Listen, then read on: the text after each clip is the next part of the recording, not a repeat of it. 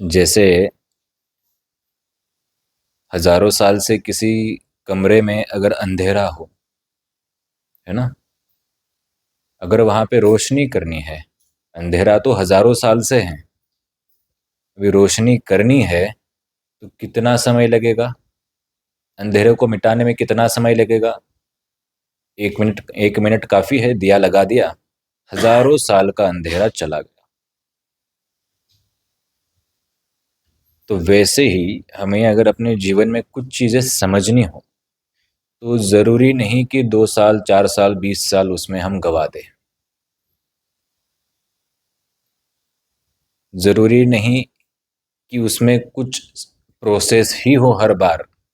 जैसे हर चीज की एक प्रोसेस होती है ना, हर चीज की एक प्रक्रिया होती है। कभी कभी ऐसा हो जाता है कि प्रक्रिया के बिना ही पूर्ण हो जाते हैं। तो जैसे उस अंधेरे कमरे का हजारों साल का अंधेरा दिया लगाते ही तुरंत खत्म हो जाता है। अंधेरा जो है तो उसमें कुछ ऐसे जीव भी होंगे जो सिर्फ अंधेरे में ही जीवित रहते होंगे, है ना, जो उजाले से डरते हों, जिनको उजाला पता ना हो। वो जीव मतलब हमारे जीवन के भूतकाल में घटी हुई कुछ घटनाएं। वो अंधेरे में जीने वाला जीव मतलब हमारे भूतकाल के कुछ घटनाएं, जो जैसे उस कमरे की दीवार को चिपक के बैठते हैं, वैसे हमारे मन को चिपक के बैठे हैं।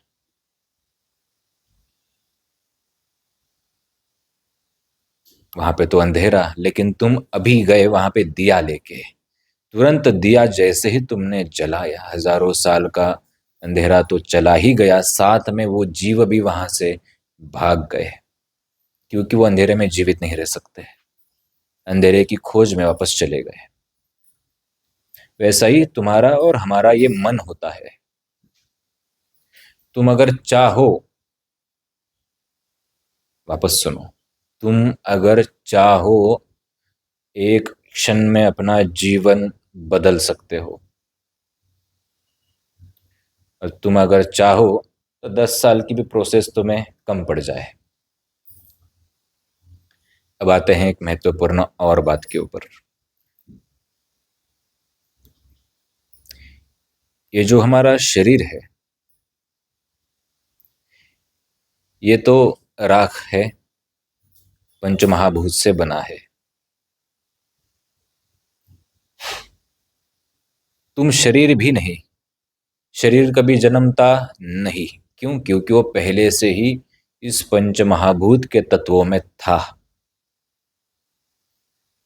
तुम अभी, हम अभी की बात कर रहे हैं, तुम अभी आत्मा भी नहीं हो।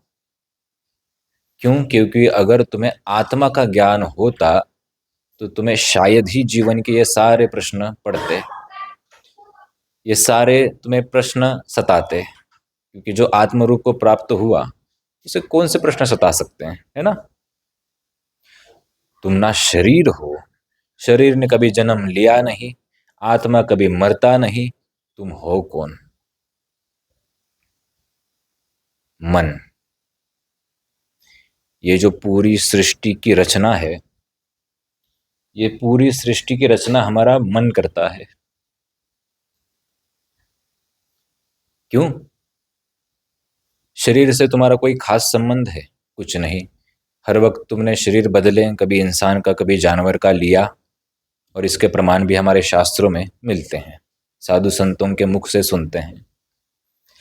आत्मा कभी मर ही नहीं सकता, क्योंकि उसका जन्म ही कभी होता नहीं, उसकी मृत्यु कभी होने का सवाल ही नहीं। तो जो तुम्हारे अंदर जो भावनाएं हैं, तुम्हारे अंदर जो इमोशंस है, सुख और दुख की जो कल्पना है, ये कहाँ है? ये है मन के अंदर। पुनर्जन्म के संबंध में अगर हम देखें तो पहला वाला शरीर तो तुम्हारे पास नहीं होता, नया शरीर होता है। पुराना शरीर नहीं मिलता, और आत्मा कभी बदलती नहीं, आत्मा वही होती है जो पिछले जन्म में थी, हजारों जन्म में थी। फिर बदला क्या? बदला हमारा मन।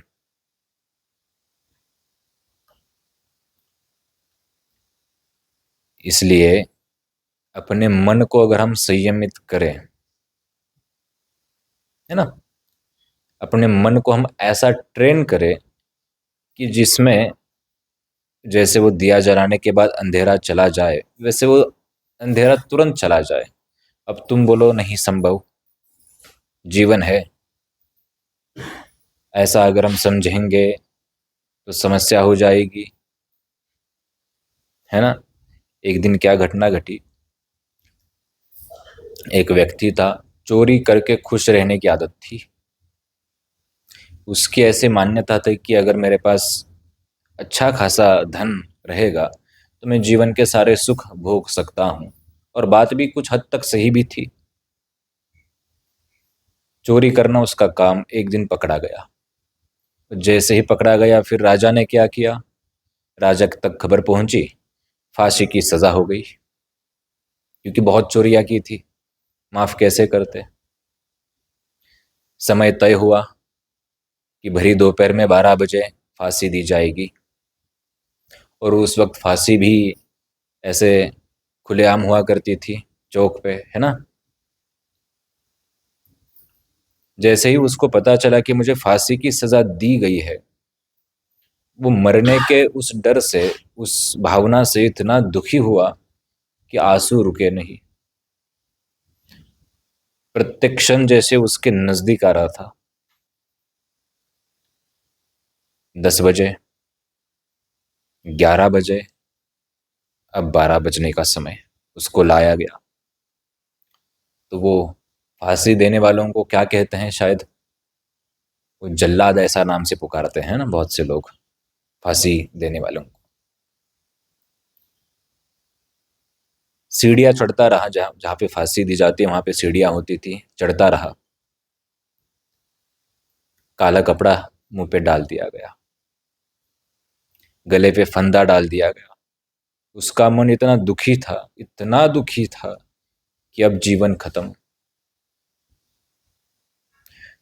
जो सुख भोगने के लिए उसने दर बदर हर जगह पे चोरी की थी, उसके सामने वो आता गया। वो सारे दृश्य एक साथ उसके सामने चलते रहे। जैसे ही काला कपड़ा सर के ऊपर डाला गया, डालने का जो अंतिम क्षण था, अंतिम सेकंड्स थे, उस सेकंड ये सोचता रहा वो कि मैं थोड़ा जी भर के आंखों से इस दुनिया को देख लूं, इस आसमान के देखूं, इस धरती को देखूं, सामने जो लोग खड़े हैं उनको देख लूं। बोलने की इजाजत थी नहीं, हालत वैसी थी नहीं। मुंह पे कपड़ा जा रहा था और धीरे धीरे आसमान, लोग, जमीन कपड़े के नीचे आते गए, आंख बंद होती गई।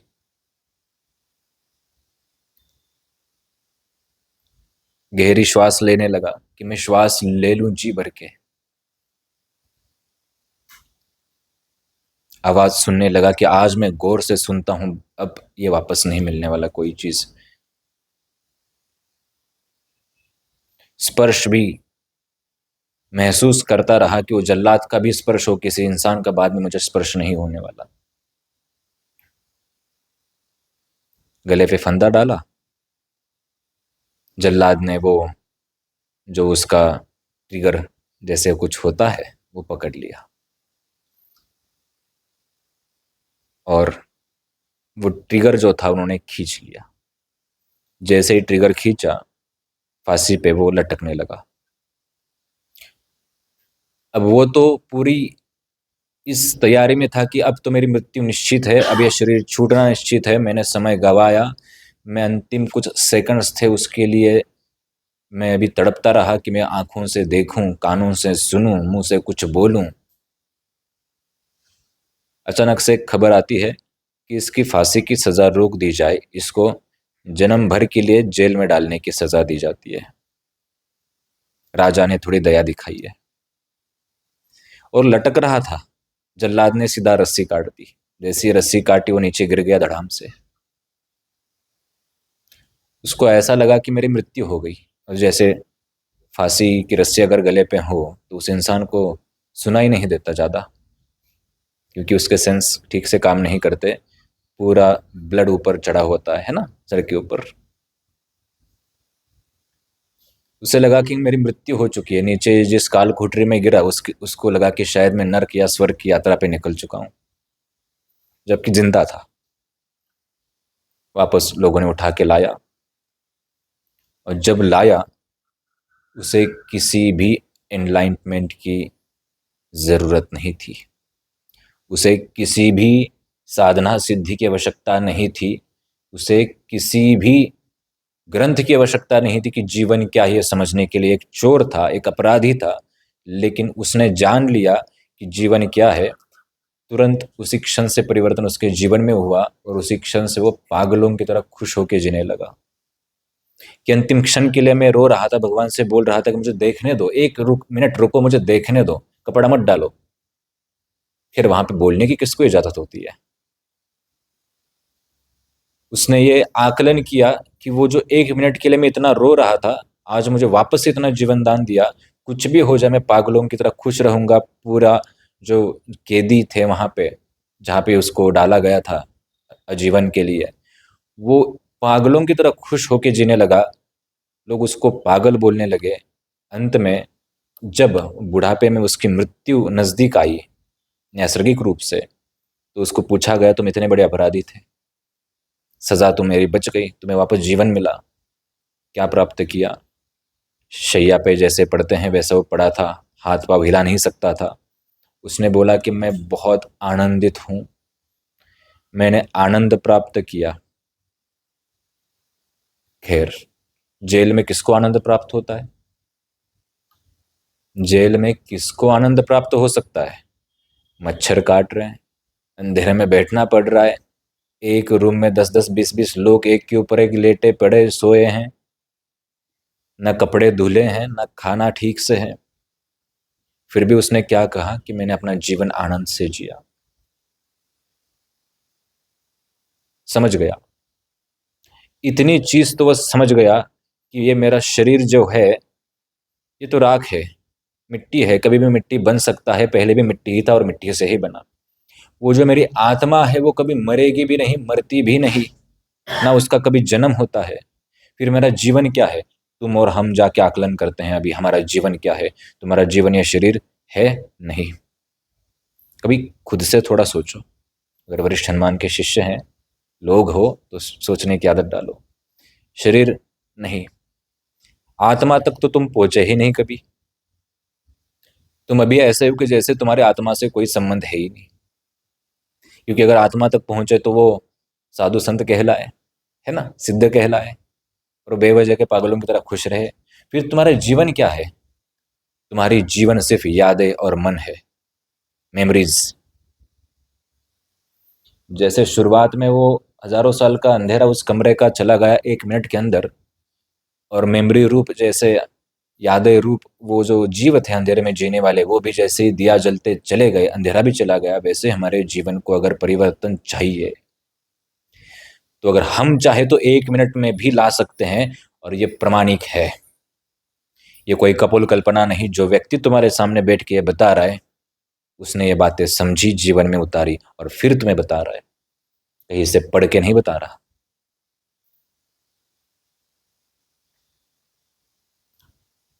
तुम्हारी आत्मा को जाके पूछो, उदाहरण के तौर पे अभी पूछो थोड़ा सा, जब किसी जन्म में तुम जानवर थे, कैसे थे? क्या क्या शिकायतें थी तुम्हारे जीवन में? आत्मा तुम्हें जवाब क्या देगा?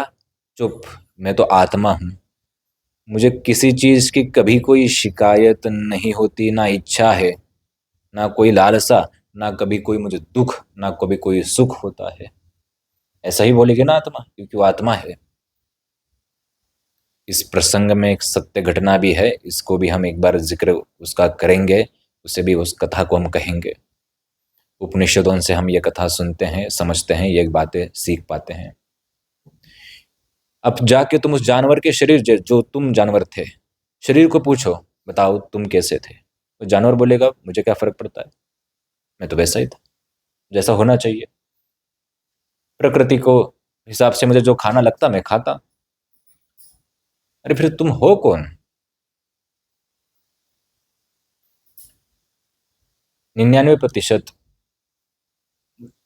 हमारा जीवन जो है ये मन के रूप से हम जीते हैं, और मन के अंदर ही भावनाएं होती है। दुख होता है, सुख की भावना होती है, क्रोध होता है, आशा अपेक्षा होती है, पश्चाताप होता है, भूतकाल होता है, मन के अंदर ही भविष्यकाल होता है, मन के अंदर ही सब चीजें होती है। और वो मन एक अंधेरे रूम की तरह है जिसमें हजारों साल से अंधेरा है। अगर तुम चाहो तो एक सेकंड के अंदर उस मन को परिवर्तित करो। एक सेकंड के अंदर तुम चाहो तो आनंदित कर सकते हो, ऐसा सोच सकते हो कि नहीं, अब मैं खुश रहने को शुरुआत करता हूँ, अब मैं आनंदित रहने को शुरुआत करता हूँ, कोई भी भूतकाल की याद मुझे सता नहीं सकती। कितने जन्मों का भूतकाल में याद करूं? अगर अभी ये विद्या दी जाए कि तुम हजारों जन्मों की चीजें याद करो, यकीन मानो उस चीज में हमें कोई विशेष रस नहीं रहेगा। क्यों? वहां का जो दुख, वहां के सुख, वहां के जो चीजें, रिश्ते नाते, वहां के जो भूतकाल, वहां के पश्चाताप, वहां के कुछ अधूरी इच्छाएं, तुम ये जान जाओगे कि ये सारा मेरा मन का खेल था। मैं तो कहीं था ही नहीं, ना मैं आत्मा में बसा कभी, ना मैं शरीर में बसा कभी, मैं बीच में ही था, और वो बीच में जो था वो मन था। इसलिए पहले अगर हमें कोई चीज जाननी हो, पहले तुम्हारे विचारों को बदलो।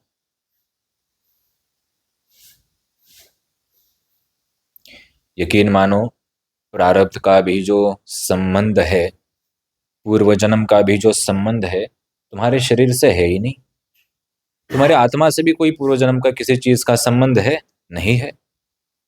आत्मा तो बोलेगी कि अगर जो मैं शरीर में मन रूप में बसा था, उसको मैं अगर ठीक से समझ लेता तो वापस कभी जन्म लेता ही नहीं किसी योनि में, है ना? आत्मा तो ऐसे ही उत्तर देगी, वापस किसी योनि में आने का सवाल ही नहीं होता अगर मेरा मन ठीक होता। अगर हम अभी आत्मा को समझे तो वो वैसे ही अनलिमिटेड है, उसको कोई तपस्या साधना विधि आवश्यकता कुछ नहीं है, वो वैसे ही अपने आप में बहुत पूर्ण है। और आत्मा को भी अगर हम जाने तो परमात्मा ऊपर और यात्रा ऊपर की शुरू हो जाती है, लेकिन हम अभी आत्मा तक ही बात करेंगे। इसलिए हमारा जो मन है, इसी में ही पूरा जगत, पूरा वर्तमान रहता है। जैसे कथा में हमने बार बार कहा कि कृष्ण की लीला, राम की लीला, ना रामायण है ना महाभारत है, कुछ नहीं है, कहीं और नहीं वो लीला। वो लीला सिर्फ हमारे मन के अंदर है। किसी ऐसे सन्यासी को तुम पकड़ लो जिसे जाके तुम महाभारत के मैदान में बिठा दो और उनको बोलो कि देखो सामने कृष्ण भगवान खड़े, उनकी लीला हो रही है, देखो कौरव और पांडव वहां पे हैं, युद्ध चल रहा है, भयंकर घमासान हो रहा है, तलवारों की आवाज हो रही है, हाथियों की आवाज हो रही है। अगर वो साधु, जैसे बोलते हैं ना कि एनलाइटेड है ना, अपने आप में अगर जागरूक है, उसे उस चीज से कोई मतलब नहीं होगा। उसे कोई फर्क नहीं पड़ेगा कितनी आवाज आ रही है, उसे कोई फर्क नहीं पड़ेगा कि सामने कृष्ण भगवान खड़े हैं। वो खुद ये बोलेगा कि ये जो कृष्ण भगवान खड़े हैं, इन्हीं से मैं उत्पन्न हूं और मुझसे ही ये उत्पन्न है, मैं जान चुका हूं, उनका ही मैं अंश हूं और मेरा ही वो अंश है।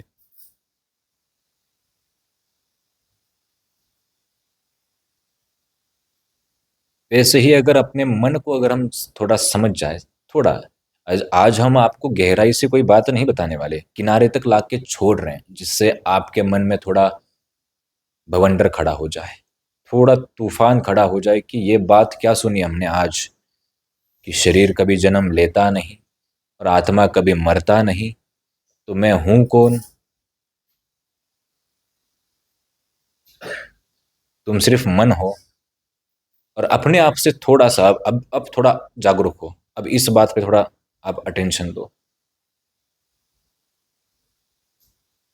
सच में अपने आप से थोड़ा सा सच्चाई अपने अंदर जागृत करो, खुद से सवाल पूछो, क्या तुम अपना जीवन इसी क्षण से आनंद से जी सकते हो? पूछो सवाल।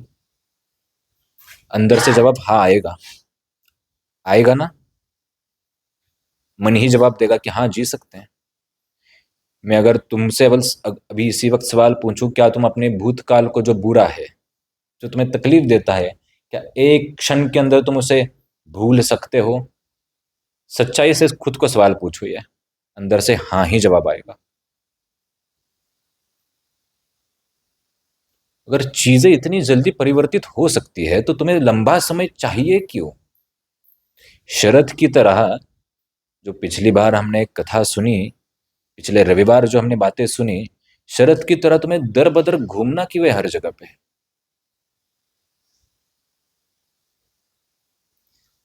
तुम्हें यात्रा करके, खोज करके कुछ पाना है।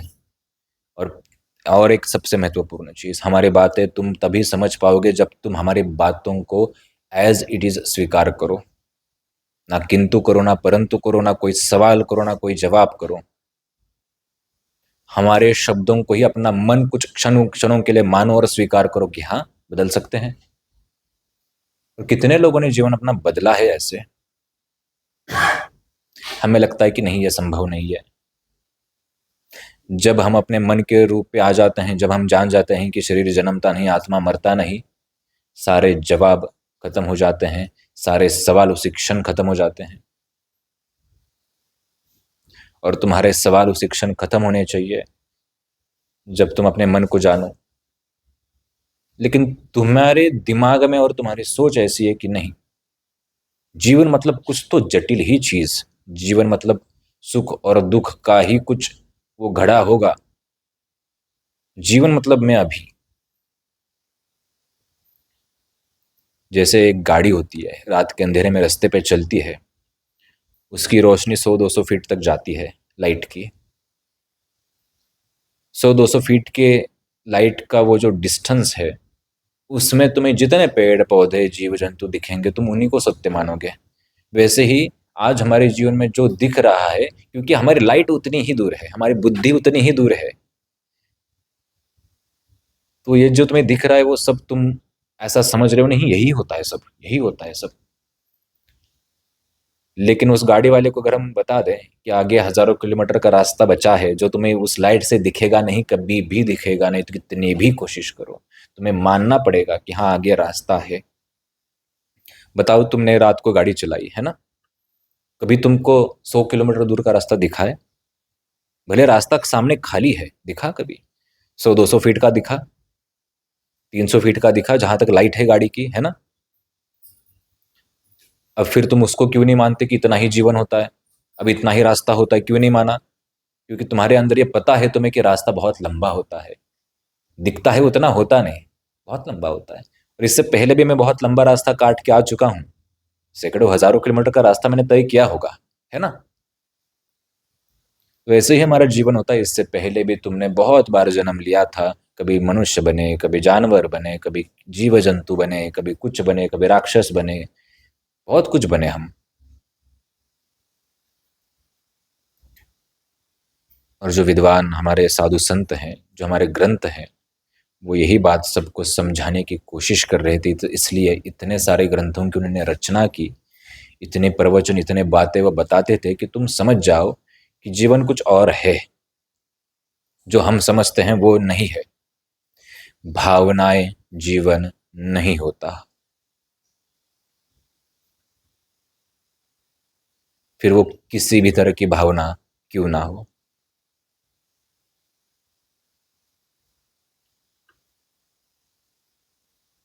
मान्यता भी जीवन नहीं हो सकता। किसी नए रास्ते पे हम जब जाते हैं, पता नहीं होता रास्ता कितना लंबा है, उसे हम मानते नहीं कि हाँ 100 किलोमीटर लंबा है, उसे हम पहले पार करते हैं, है ना, कि अच्छा इतना दूर है। जैसे बचपन में तुम और हम सबको एक आदत थी, हम सभी लोग बचपन में हर गली गली घूमते थे, है ना, कि अरे ये रास्ता कहाँ तक जाता है, देख के आते हैं। जब तुमने जाना उसके हाँ यहाँ तक जाता है, तब तुमने स्वीकार किया, हाँ इतना ही लंबा ये रास्ता है। अगर मैं उसी वक्त तुम्हें बोलता कि रुको, मान लो कि ये रास्ता 100 किलोमीटर लंबा है, शायद आज भी तुम भ्रम में रहते। बचपन की कुछ यादें थोड़ा ताज़ा करो, कुछ रास्ते याद करने की कोशिश करो, जिन रास्तों पे तुम जाना चाहते थे लेकिन कभी गए नहीं। रास्ते, रोड्स। आज भी तुम्हें उन रास्तों की गहराई पता नहीं, वो रास्ते कितने लंबे हैं पता है तुम्हें आज भी? नहीं ना। हमारे जीवन की ऐसी कितनी घटना है हम याद कर सकते हैं, थोड़ा रिकॉल जल्दी हो जाता है। बचपन में कुछ सोचते थे कि अच्छा ये रास्ता, साइकिल लेके निकलते थे, घूमते थे कि अच्छा आज ये रास्ता ढूंढेंगे, कितना लंबा है। कुछ रास्ते छूट गए, आज भी हमें पता नहीं कि वो रास्ते कितने लंबे हैं, और जिन रास्तों पे हम चले हमें पता है कितना लंबा है। तो वैसे ही मान्यताएं भी बहुत समय तक नहीं टिकती, जानना बहुत समय तक टिक जाता है। इसलिए तुम जान लो कि तुम्हारे मन को अगर जीवन के अगर परिवर्तित हमें करना है तो कुछ क्षणों का समय काफ़ी है। हाँ, तुम बेवजह के सवालों की बौछार उस पर करोगे। ये जो हमने बात कही इसका कोई भी तर्क नहीं हो सकता, नहीं हो सकता। अगर तुम उसका तर्क करोगे तो यह तर्क नहीं कुतर्क होगा। ये हम बातें ऐसे ही कपोल कल्पना में नहीं, जान के बता रहे, बहुत सालों की मेहनत के बाद। बल्ब को बोल सकते हो नहीं थोड़ा तर्क लगाते हैं, ये बल्ब नहीं होता। बहुत साल मेहनत की ना उन्होंने, फिर बनाया। वैसे ही हमारी ये बातें तुम्हें थोड़ा समझनी चाहिए, जीवन में उतारनी चाहिए। अपने मन को थोड़ा समझो। परिवर्तन अगर किसी चीज का हम चाहते हैं तो कुछ क्षण भी काफी है। तुम अगर चाहो तो मीराबाई की तरह एक क्षण के अंदर सुखी हो सकते हो। मीराबाई ने स्वीकार किया कि मेरा जो आनंद है, मेरा जो जीवन है, ये भक्ति होती है, भक्ति है, ये कृष्ण है। बेवजह की खुश होती रही, जहर दिया गया, खुश होती रही, फर्क नहीं पड़ा किसी चीज का। अगर मीराबाई की जगह हम होते, देखो सब लोग मुझे गाली दे रहे हैं, देखो सब लोग मेरे खिलाफ षड्यंत्र कर रहे हैं, देखो मुझे इतना दुख मिला, देखो मैंने इतने पत्थर झेले, देखो मैंने इतनी गाली झेली, देखो मुझे खाना नहीं मिल रहा है, मेरे साथ बुरा बर्ताव किया जा रहा है ना। बस मन का खेल है। मीराबाई, मीराबाई जो थी वो शरीर से नहीं थी। आत्मा से भी मीराबाई होके कुछ फायदा नहीं, क्योंकि आत्मा तो अमर होती है, भगवान ही होती है वो। मीराबाई अपने मन को संयमित कर पाई, इसलिए वो मीराबाई बनी। अपने आप को बेवजह के आनंदित कर पाई। ये जीवन कभी वापस नहीं मिलता। तुम कितना भी कोशिश करो, तुम कितना भी चाहो, तुम्हें कोई क्षण वापस नहीं मिलेगा। और गांठ बांध लो, ये हमारी बातें लिख के रखो, हमारे अपने सामने फ्रेम करके रखो। ये हमारी बातें तुम्हें आज कभी याद नहीं आएंगी, क्योंकि दुनियादारी में जी रहे हैं ना। जिम्मेदारी है। गुरु जी आपको क्या पता क्या तकलीफ होती है जीवन की, आपने थोड़ी झेली है। गुरु जी आपको क्या पता है क्या होता है जीवन, आपको थोड़ी पता है। खैर, ऐसे सोचोगे, लेकिन फ्रेम करके रखो। ये हमारी बातें तुम्हें जब तुम शैया पे लेटे हो, अंतिम समय पे लेटे हो, उस वक्त तुम्हें याद आएंगी। अच्छा, उस वक्त शायद हम जागरूक होते तो खुल के जी पाते। जैसे वो कैदी, जैसे वो चोर था, वो एक क्षण के लिए भीख मांग रहा था कि मुझे देखने दो दुनिया, पर्दा मत डालो, देखने दो, सुनने दो। वैसे तुम प्रतिक्षण खुशी से जियोगे, हर क्षण वैसे जागरूक होकर जियोगे, और वही जीवन है। जिस क्षण में तुम जागरूक होकर जीते हो वही जीवन है, और जिस क्षण तुम बेहोशी का जीवन जीते हो वो जीवन नहीं होता। जैसे हम माला लेके जपते हैं राम, है ना, हम जपने लगे राम राम राम। किसी महापुरुष ने कल कहा था, है ना, कि तुम राम राम जपो और कहीं और तुम्हारा ध्यान चला जाए, तो थोड़ी राम राम हो सकता है, कोई और चीज में डिस्टर्ब कर दिया। और तुम जपो तो मीरा बाई की तरह जपो, ना पता ही ना चले। तुकाराम महाराज की तरह जपो, क्योंकि वो अपने आप में परिपूर्ण, हर क्षण को वो जागरूक होकर जीते थे। हमें घटना भी सुनते हैं ना, वो कुंभार थे, विट्ठल विट्ठल जपते जपते पता ही नहीं चला कि उनके पैर के नीचे कब उनका बच्चा आ गया। सुनते हैं ना, बचपन से कथा हमने सुनी है। कब उनके पैर के नीचे बच्चा आया, कब उसका मृत्यु हुआ, कब वो मिट्टी में पूरा घुल मिल गया, उसका रक्त मांस अलग हुआ, पता नहीं चला। क्यों? क्या वो बेहोशी से जी रहे थे? बिल्कुल नहीं। वो उस क्षण में जागरूक थे, उस काम में जागरूक थे, कौन सा काम? विट्ठल का नाम लेने का काम उस वक्त वो कर रहे थे, उस काम में जागरूक थे, उनको पता नहीं कि कहीं और क्या चल रहा था। और फिर उसके बाद उस जागरूकता के प्रताप से ऐसे आपको और हमें कितने लोग मिल जाएंगे जो राम राम कर जीवन भर करते रहते हैं, है ना, लेकिन उनको कुछ कभी खास अनुभूति नहीं हुई। लेकिन उस कुंभार को क्यों हुई? क्योंकि उस क्षण वो विट्ठल नाम का जो प्रताप था वो प्रताप कम और उसकी जागरूकता का फल ज्यादा था, इसलिए सामने विट्ठल भगवान को प्रकट होना पड़ा। क्यों? वो जागरूक था। और भगवान भी उसी को मिलते हैं जो जागरूक होता है। तुम्हें कभी ऐसा हम तो नहीं बताएंगे जीवन में कि जाओ हाथ में माला लो और राम राम रटते रहो जीवन भर, सब हो जाएगा। नहीं, ये बेहोशी का जीवन है, इससे कुछ नहीं होगा। जबकि हम प्रतिदिन खुद 1 लाख राम नाम जाप करते हैं, प्रतिदिन हम 1 लाख राम नाम जाप करते हैं, फिर भी आपको बताएंगे कि अगर तुम्हें जरूरी नहीं है 1 लाख करने की, तुम 100 करो, सिर्फ 100, कोई फर्क नहीं पड़ेगा, 1000 करो, लेकिन पूर्ण अवस्था में करो। भोजन जब हम करते हैं तो कभी ऐसा भोजन खाओ जैसे ये अंतिम भोजन है, पूर्ण अवस्था में प्राप्त हो कि तुम भोजन खाओगे और वो भोजन तुम्हें इतना स्वादिष्ट लगेगा जितना आज तक कभी लगा नहीं। किसी मजदूर जो होता है, खेतीबाड़ी करने वाले को अगर सूखी रोटी दी जाए तो उसको बहुत मीठी लगती है ना, बहुत मीठी लगती है। क्यों? क्योंकि उसने बहुत क्षण इंतजार किया उस रोटी के लिए। और किसी ऐसे इंसान को वो रोटी दो जिसके पास बहुत खाने पीने की व्यवस्था हो, वो बोलेगा ये क्या है। बस हमारा और आपका जीवन वैसा ही है, जागरूक नहीं हम अपने जीवन में। और आज का यही हमारा विषय था कि आत्मा कभी मरती नहीं और शरीर कभी जन्मा ही नहीं। शरीर तो पहले से ही यहाँ था, पंचमहाभूत थे, और तुम्हारे हजारों शरीर इस मिट्टी में ही गड़ चुके हैं, घुल चुके हैं। अभी जो तुम ऑक्सीजन सांस ले रहे हो वो हवा बन के इसी हवा में तुम्हारे शरीर के वो कण आज भी घूम रहे हैं। और तुम्हारी आत्मा को तो कोई संबंध ही नहीं, ना मरती है ना कुछ होती है। बस अगर तुम मानो तो आज की यह हमारी बातें बहुत बड़ा परिवर्तन ला सकती है। अगर परिवर्तन नहीं लाती तो एक बवंडर मन के अंदर खड़ा कर सकती है जिससे तुम खुद अपने आप को जान जाओ। अगर तुम ना मानो तो ये आज की हमारी बातें आपके किसी भी काम की नहीं, सिर्फ और सिर्फ एक कल्पना है। और आशा करते हैं कि ये आज की थोड़ी जो जानकारी हमने दी ये आपको समझी हो। एक बात ध्यान रखना, अभी वरिष्ठ सम्मान में हमें आना है तो हर रविवार 12 बजे, ठीक 12 बजे यहाँ पे पहुँचना। 12 बजे से 5 मिनट पहले यहाँ पे किसी भी हालत में पहुँच जाना। 12 बजे के बाद बिल्कुल नहीं आना, क्योंकि वो पेशी स्वीकार नहीं होती 12 बजे के बाद। ठीक 12 बजे से 5 मिनट पहले पहुँचो, अपने जो रोज़ के काम है उनको नीचे ही पूर्ण करके आओ, ताकि ऊपर 1-2 घंटा आपको बैठने का समय मिले। मांस मदिरा व्यसन संपूर्णता उसी क्षण से त्यागना पड़ेगा, बलि प्रथा उसी क्षण से त्यागनी पड़ेगी।